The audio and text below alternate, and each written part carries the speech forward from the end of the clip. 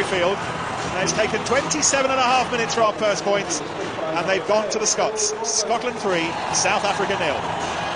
Well, I think by definition that Scotland have had three penalty chances to South Africa 1, then Scotland probably deserved that lead. But it's not been hugely inspiring from either side. But Scotland, I have to say today, will not be too worried. If they finish 3-0 and they can get their number 8 seeding in the world back, then they'll be quite happy. Yes, just some reference to that. Scotland lose this, they will definitely finish outside the world's elite top 8 at the end of the year, and that will for the first time have a bearing on their seeding at the next World Cup in 2011. They're winning for the time being though. Southwell with the interesting grubber kick forces Jaque back. He's being hassled by Lamont, and that works out about just as well as it could have done for Scotland. Absolutely, in many ways great field position, but also gets the crowd up. Okay, it's not full here at Murrayfield today, but this is good play. Get out wide and then put the grubber. And you're just hoping that this is going to stay in field, as it clearly does. Jaque has absolutely no option but to kick out. And now Scotland have a line out 5 yards from the South Africa line. Can they get over the whitewash to get the first try in 14 months? Well, we're clicking round to the best part of 6 hours. I think you could say Murrayfield is due on. Ross Ford needs to get the throw right first. They do.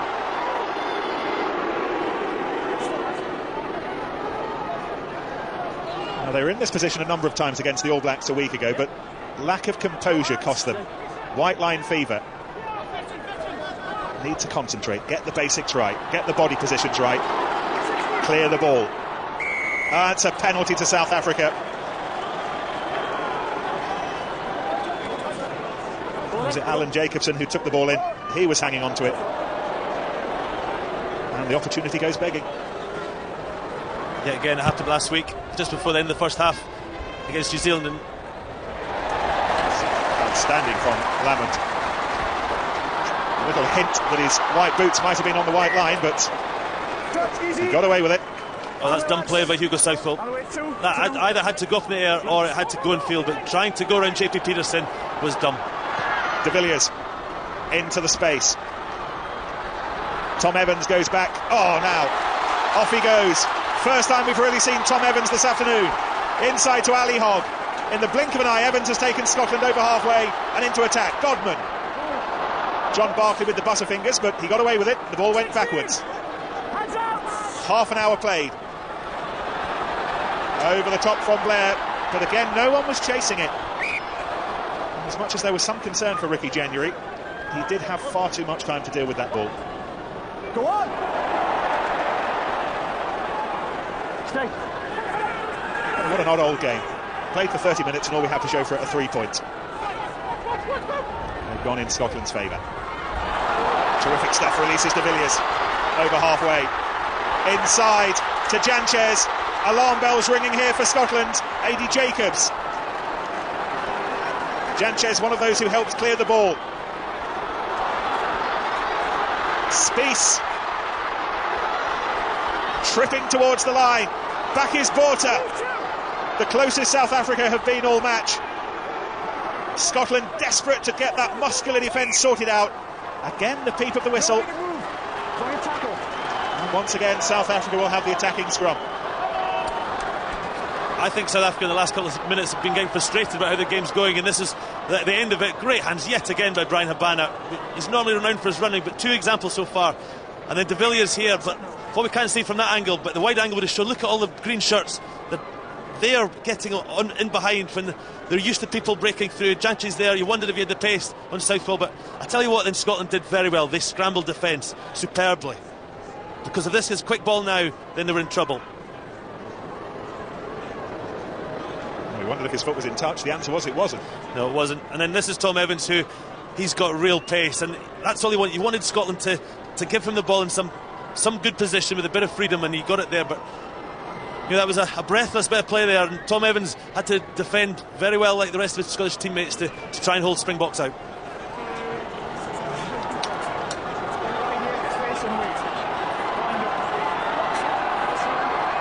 Big moment this though. 8 minutes before half-time, attacking South African scrum.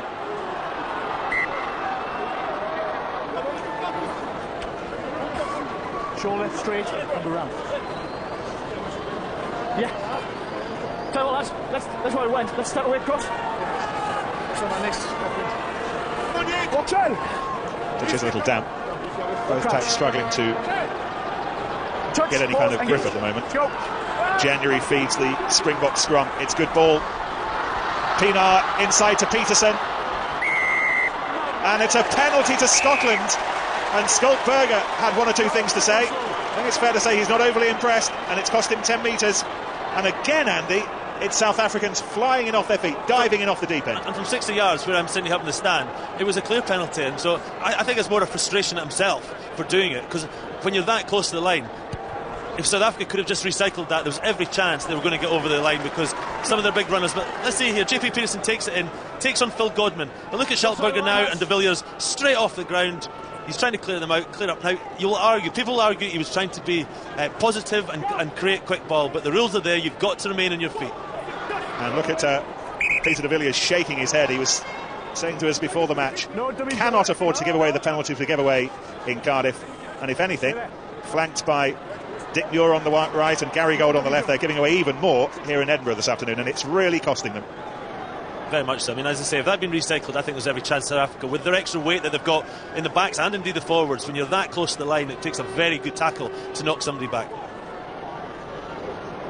Phil Godman's penalty remains for the time being the only difference between the two teams. Blair, under pressure from Borta, gets the ball away, gathered in by Peterson. Keep going, lads. Southwell. With it. Yeah, that's good. This is Ali Hogg.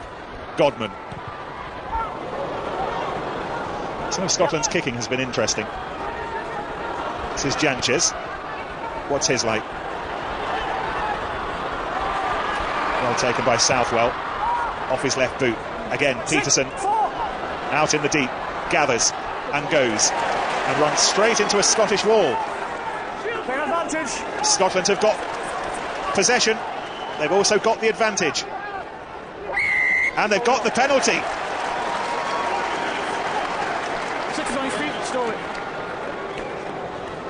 The last two penalties we've seen, Nick, clear difference. Skulkberger went straight to ground, as we highlighted on Scotland's line. And Scotland there, they managed to stay on their feet. And if you stand on your feet, you're able to compete for the ball, which they did very well. And I think it was Jason White. You see, Jaque Peterson takes it in. Hugo Southwell makes the tackle. Watch Jason White. He stays on his feet and he's holding. Look, you can see him. He's got a good base there. Clear penalty. The difference with being on your feet or flying off it. An outstanding play from White. Got the nod over Alistair Strokoff today. Surprised one or two people, perhaps.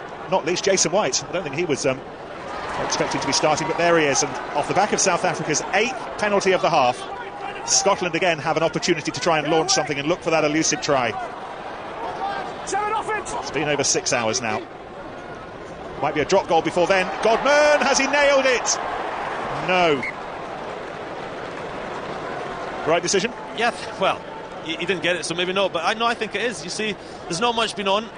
It's a good strike. It just drifts past the right touchline as he was looking at it. No, I think it was the right decision, Nick. Try and get points on the board when you can.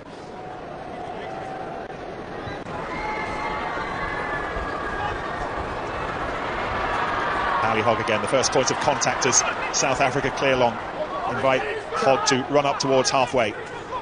Inviting the opposition to clear their lines from deep. At the moment, though, the only team making the mistakes in contact are the South Africans.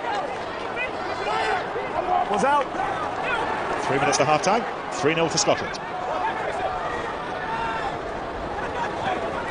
Blair to Jason White. Now then, Blair, for the first time today, off on his own. Where's the support? Hogg was first there, he overran it.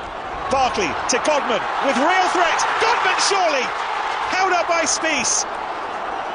Is this the moment? Is this the moment for Scotland? Barkley. Ali Hogg goes to ground. Dave Pearson follows him. Nathan Hines. Is that Nick DeLuca offering himself? That's the try line. It's been over a year since Scotland scored here, and everyone in the stadium is holding their breath. Might be now. If not now, when? 16. Scotland would give £1,000 now for this extra metre, and they're there. Nathan Hines, the history man, and 6 hours of frustration. 6 hours without a Scottish try, and the bottle is open. Well, it's been a long time coming, but my goodness, does this crowd at Murrayfield enjoying it, because they fully deserve it. This isn't the end of it. Nathan Hines just rolls off the tackles, and a great sight for any Scottish fan watching. There's the try line, there the post, and there's a Scotland player in a blue jersey touching the ball down for a 5-pointer at Murrayfield for the first time in 14 months. One of just 3 survivors in the team today who remembers what it's like to beat South Africa. He played in 2002, Nathan Hines.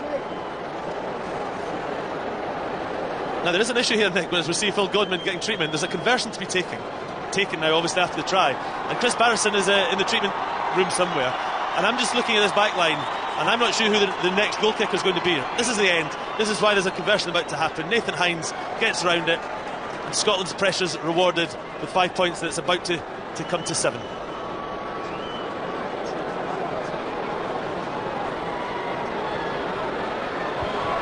Godman's been patched up, and Scotland lead the world champions by 10 points to 0. Godman's heading off to get that wound sorted out. And it's been a while since Murrayfield celebrated quite like this. Well, James Robson, the physio there, the doctor there, getting as much on his head as possible, because, to be fair, he started it. Godman started it with a brilliant break that just about resulted in a try, and they'll be desperate to get Godman in because he's played well in this first half. Right, from a Scottish perspective, just buckle down, pull down the hatches and see this through till half-time. We're playing time added on now. Messi. That's half-time. And who would have thought this? Who would have thought this? Well, Rory Lamont scored a try against Romania in the World Cup in 2007. 14 months and 6 hours of game time later, Nathan Hines has followed him over, and as a result of Hines' try and Godman's kicks, Scotland lead the world champions 10-0 at half-time. I mean, it's not been the best 40 minutes of rugby we've seen, but Scotland will not be bothered about that. They've got their noses in front, and now we'll see what the Scotland side are about in the second half. Interesting. 10-0.